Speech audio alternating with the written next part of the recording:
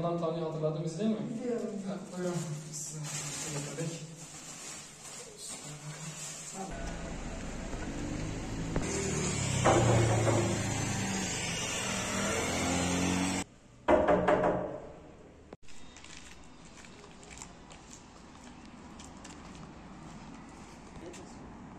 Sen git.